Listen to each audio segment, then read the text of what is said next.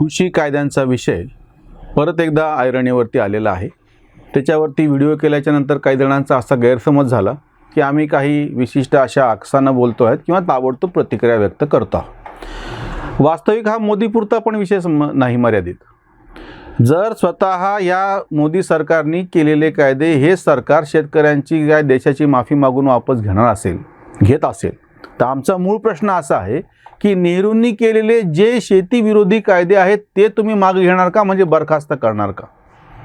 म्हणजे किती आश्चर्याची गोष्ट आहे की ज्या डाव्या समाजवाद्यांच्या आणि बाकीच्यांच्या दबावाच्या खातर, झुंडशाहीच्या दबावाच्या खातर तुम्ही हे कायदे मागे घेता आणि शेपूट घालता. सगळ्यांना असं वाटलं की आम्ही अतिशय वाईट शब्द वापरायला लागलो. मी उलटं विचारतो आता की ह्याच्यापूर्वी जेव्हा मोदींचा राजकारणाशी काही संबंध नव्हता, असे 1951ला घटना दुरुस्ती करून नवपरिशिष्ट टाकून तुम्ही जे 3 कायदे, त्याची साधारणतः मी तुम्हाला अगदी सोप्या भाषेमध्ये त्याची माहिती देतो. पहिला जो कायदा आहे की जमीन धारणा, एका माणसाकडे किती जमीन असावी की 54 एकर कोरडवाहू आणि 18 एकर बागायती. ही सिलिंग ज्याला म्हणतात आपल्या सोप्या भाषेमध्ये, कुळ कायद्यामध्ये जमिनी गेल्या म्हणजे समजा एक 500 एकर जमीन होती माझ्या बापजाद्याकडे आणि मला जमीनदार समजलं जायचं आणि मी शोषणाचं प्रतीक आहे असं कसं समजलं जायचं, आणि म्हणून त्या ठिकाणी जे कसणारे कुळ होते त्यांना त्या जमिनी वाटून दिल्या गेल्या. हा कुळ कायदा. हा कुळ कायदा शेतीला यासाठी घातक ठरला की नंतर ज्याच्याकडे जमीन राहिली ते सगळे गरीब राहिले आणि ज्यांच्याकडे जमिनी नाही ते शहरात आले, इंडियात आले, त्यांनी व्यवस्थित पैसा कमावला. म्हणजे ह्याचा अर्थ असा की शेती ही गरिबीचा कारखाना आहे आणि तुम्ही जे वाटप केलेलं आहे तेव्हाच्या जमिनीचं केलेलं वाटप म्हणजे तुम्ही गरिबीचं वाटप केलेलं आहे. म्हणजे ओसाडगावच्या पाटीलक्या दिलेल्या आहेत. जे अगदी ज्या दलितांना गायरांच्या जमिनी देण्यात आल्या गावाकडच्या, जे दलित गावाकडं जमिनी कसत राहिले ते गरिबीत राहिले. जे दलित जमिनी त्यांना मिळाल्या नाहीत म्हणून गाव सोडून दिलं, त्यांनी शहरात आले, छोटं मोठं काहीतरी शिक्षण घेतलं, पोटपाण्याचा काहीतरी छोटा मोठा व्यवसाय उद्योग सुरू केला, ते आज फायद्यामध्ये आहे. पहिला कायदा की तुम्ही हे सिलिंग ॲक्ट म्हणजे जमीन धारणा ज्याला म्हणता, हा शेती विरोधी आहे. जर एखादा कारखाना काढण्यासाठी तो किती मोठा असावा आणि किती छोटा असावा याच्यावर काहीही बंधन नसतं. त्यानं फक्त त्याच्या उत्पन्नावरती कर भरला पाहिजे, त्याच्या उत्पादनाच्या संदर्भातले सगळे कर भरले पाहिजेत, शासनाचे नियम पाळले पाहिजेत, इतकंच. तुम्ही असं नाही म्हणू शकत एखाद्या कंपनीला की तुमची उलाढाल 5,000 कोटीची झाली, वरती झाली तर तुम्हाला आता ते शक्य नाही, तुम्हाला बंदी आहे. पण शेतीला मात्र आहे, कारण की जमीन धारणा कायदा. आणि तेव्हा काय म्हणलं होतं, बुद्धिभेद कसा होता, कसेल त्याची धरणी, बरोबर आहे, म्हणजे कुळ कायद्यामध्ये कुळांना जमिनी गेल्या. दुसरं पुढचं वाक्य होतं, श्रमेल त्याची गिरणी. एकही गिरणी आजतागायत तिथं काम करणाऱ्या कामगारांना मिळालेली नाही आणि तरीही सगळे डावे पुरोगामी लिब्रांडू शांत आहेत. म्हणजे तुम्ही जमिनीचे तुकडे केले मोठ्या हौसेनं, पूर्ण शेती बर्बाद करून टाकली, तुमची हौस झाली, पण जी गिरणी, सूतगिरणी विशेषतः सगळ्या बंद पडल्या आणि त्या मालकाने जमिनी विकल्या आणि काय व्हायचं झालं, त्याच्यामध्ये कामगारांना, तिथं काम करणाऱ्यांना त्याचा वाटा मालकीचा भेटला नाही जसा जमिनीचा भेटला तसा. त्याच्यामुळे नेहरूच्या काळातला जमीन धारणा हा अतिशय कालबाह्य झालेला कायदा आहे. ज्या माणसाला जितकं व्यावहारिक उत्पादन करायचं आहे तेवढी जमीन त्याच्याकडं असायला पाहिजे. मला 500 एकरमध्ये एखादं काही उत्पादन घ्यायचं तर मला 500 एकर जमिनी शेती कामासाठी खरेदी करता आली पाहिजे, जी आपल्याकडे खरेदी करता येत नाही. दुसरा कायदा होता की भूसंपादन कायदा. या सरकारने हाच भूसंपादन कायदा टर्न घेऊन नंतरच्या काळामध्ये सुधारणा मागे घेतलेल्या आहेत. मुळात हा पूर्णपणे कायदाच बरखास्त करायची गरज आलेली आहे. कुठलीही NA झालेली म्हणजे नॉन ॲग्रिकल्चरल जमीन असती ती तुम्हाला घेता येत नाही, पण ॲग्रिकल्चरल जमीन शासन कधीही घेऊ शकतं न सांगता, परवानगीच्या शिवाय.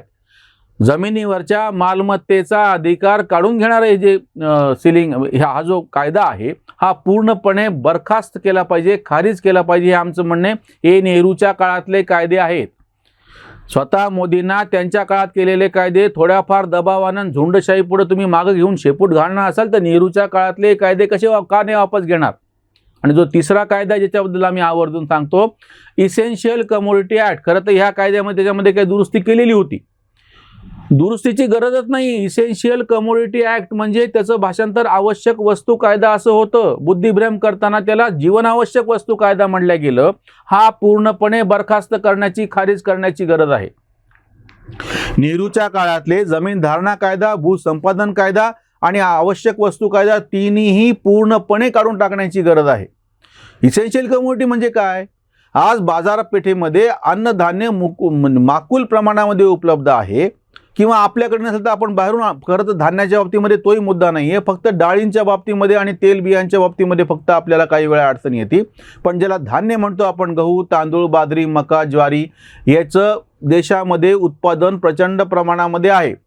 देश सोडा, जगाच्या पातळीवरती सगळ्यांना खायला भेटेल इतकं अन्नधान्य तयार होतं. काही ठिकाणी तिथपर्यंत पोहोचायची फक्त अडचण असते, बाकी काही नाही. त्याच्यामुळे हा जो कायदा इसेन्शियल कमोडिटी ॲक्ट, आवश्यक वस्तू कायदा, ह्याच्यामधून शेतमाल वगळणे ही जी दुरुस्ती केलेली होती आता, तुम्ही नंतर ती मागे घेतली, आता त्याचं काही हो समजा, पण पूर्णपणे हा जुना कायदाच वापस घेण्याची गरज आहे. एक साधी गोष्ट आहे, तुम्ही कोणीही जे कोणी सगळे हे बघतायत त्या प्रेक्षकांना माझं आव्हान आहे, तुमच्याकडं काम करणाऱ्या मोलकरीणला एक काळी तुम्ही घरातलं अन्न देत होता आणि ती मोलकरीण घेऊन जात होती. आता मला कोणी सांगा, स्वतःच्या छातीवर हात ठेवून, कोणाच्या घरात काम करणारी बाई किंवा तुमच्या आवारामध्ये काम करणारा माळी किंवा झाडपूस करणारा कोणी तुम्ही दिलेलं अन्न घरी घेऊन जातो आहे? ह्याचा अर्थ असा होतो की लोकांना आता अन्नाची गरज उरलेली नाही, कारण की ते भरपूर प्रमाणामध्ये शिल्लक आहे. मग असं असताना ह्या जीवनावश्यक वस्तू असा शब्दभ्रम करून ह्या आवश्यक वस्तू कायदा म्हणजे इसेन्शियल कमोडिटी ॲक्ट ठेवायचाच कशासाठी? इंग्रजांनी तेव्हा रॅशनिंगच्या काळामध्ये, रॅशनिंग आलं केव्हा? युद्धजन्य परिस्थितीमध्ये जेव्हा सैन्याला खाऊ घालायला धान्य लागायचं आणि ते आणायचं कुठून, म्हणून शेतकऱ्यांकडून बाकीच्यांकडून जबरदस्ती वसुली करून विशिष्ट भावानं त्यासाठी ही सगळी व्यवस्था आली आणि ते वसुली करायचं आणि ते वाटप करायचं. हे सगळं आपल्याकडे अन्नधान्याची टंचाई होती तोपर्यंत समजू शकत होतो. 60-65 नंतर हरित क्रांती झाली, आता आवश्यक वस्तू कायद्याची गरज काय उरलेली आहे? आणि अन्नधान्याच्या शिवाय समजा औषधं जीवनावश्यक आहेत, तर मग त्यांना ह्याच्यामध्ये टाकलं का तुम्ही की ही औषधं आहेत आणि शासनाकडून फुकट मिळतील म्हणून? म्हणजे हा जो भेद आहे ना, जसं आम्ही म्हणतो की श्रमेल त्याची धरणी म्हणताना कसेल त्याची धरणी म्हणताना श्रमेल त्याची गिरणी, दुसरा भाग मात्र उडवला. म्हणजे हा सगळा समाजवाद, हा सगळा सहकार, हे सगळं कोट कल्याणाचा कार्यक्रम तुम्ही शहरामध्ये का राबवत नाही? तुम्हाला जमिनी, जो शेतीशी सरकारशी म्हणजे शेतकऱ्याशी संबंधित विषय आहे, अन्नधान्य पुन्हा शेतकऱ्याशी संबंधित विषय, वस्त्र म्हणजे ते पुन्हा शेतीमध्ये पिकणार कापूस, म्हणजे जी जी गोष्ट शेतकऱ्याकडे पिकती त्याच्यावरती वेगवेगळे नियम लावायचे, वेगवेगळ्या बंदी त्याच्यावरती घालायच्या, त्याच्यावरती नियंत्रण आणायचं. हे जे काही धोरण आहे, आणि म्हणताना काय म्हणायचं की आम्ही गोरगरिबांचं कल्याण करतो. साधी गोष्ट आहे, सगळ्यात जास्त गरिबी कुठं आहे? सगळ्यात जास्त गरिबी ग्रामीण भागामध्ये आहे. सगळ्यात जास्त ग्रामीण भागामध्ये चालणार लोक करतात काय? तर शेती करतात. शेतीवरती सगळ्यात जास्त लोकसंख्या आजसुद्धा अवलंबून आहे. सगळ्यात जास्त रोजगार छोटा मोठा आजही शेतीतच उपलब्ध होतो. मग ज्या ठिकाणी प्रत्यक्ष गरिबी आहे त्याच ठिकाणची उपेक्षा करून तुम्ही कोणाची गरिबी दूर करायला लागलात? नेहरूच्या काळामध्ये गरिबी हटाव, इंदिरा गांधींनी सांगितलं गरिबी हटाव, राजीव गांधी म्हणतात गरिबी हटाव, सोनिया गांधी म्हणतात गरिबी हटाव, राहुल गांधी म्हणतात गरिबी हटाव. गरिबी हटत का नाही? हे जे सगळे समाजवादी धोरणं जे आहेत त्याच्यातून गरिबीचे कारखाने हे समाजवादी धोरणं म्हणजे. आणि आजही नेहरू याची ह्या सगळ्या नेहरूच्या धोरणाची मोदी पाठराखण करतात. म्हणजे तुम्ही स्वतः केलेले कायदे तर तुम्ही मागे घेत आहात. मग जर तुमची इतकीच तुम्हाला तथाकथित शेतकऱ्याची कळवळ असेल तुमच्या दृष्टीनं, तर नेहरूंनी केलेले कायदे वापस का नाही घेत? घटनेमध्ये जेव्हा पहिल्यांदा बदल करून शेतकऱ्यांवरतून मालमत्तेचा अधिकार काढून घेतला गेला, त्याची जमीन तुम्ही बळकावत आहात आणि जीवन आवश्यक वस्तूच्या नावाखाली त्याच्या सगळ्या शेतमालाला टाकता आहात.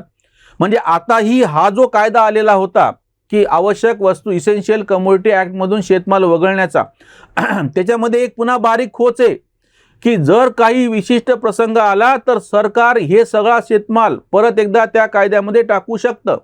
ही अशी टांगती तलवार आम्हाला मानेवरती नको आहे. जीवनावश्यक तुम्ही ज्याला म्हणता अशा जो आवश्यक वस्तू कायदा आहे तो तातडीनं बरखास्त करा. आज बाजारपेठेमध्ये अन्नधान्य मुबलक प्रमाणामध्ये उपलब्ध आहे. गरज पडली तर तुम्ही बाहेरून आणून आमचे भाव पाडता, धान्याच्या राशी उभ्या करता, या ठिकाणी डाळी आयात करतात, तेलबिया आयात करतात, तेल आयात करता कच्चं, किंवा त्या सोयाची पेंड जसं आता त्याच्यावरती आयात केली. असंख्य गोष्टींनी तुम्ही हे सगळी बाजारपेठ दाबून ठेवलेली आहे. मग जर असं असेल तर हा जीवनावश्यक म्हणणारा कायदा हवा कशाला?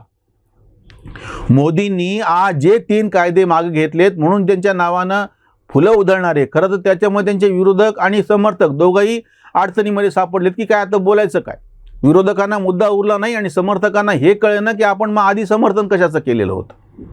जर मोदींनी स्वतः केलेले शेती संदर्भातले कायदे मागे घेण्याचं ठरवलेलं असेल आणि आता निर्णय तसा घेतला असेल, तर नेहरूंनी आणलेले जे शेती विरोधी कायदे आहेत ते कधी मागे घेणार, हा आता प्रश्न विचारायची वेळ आलेली आहे.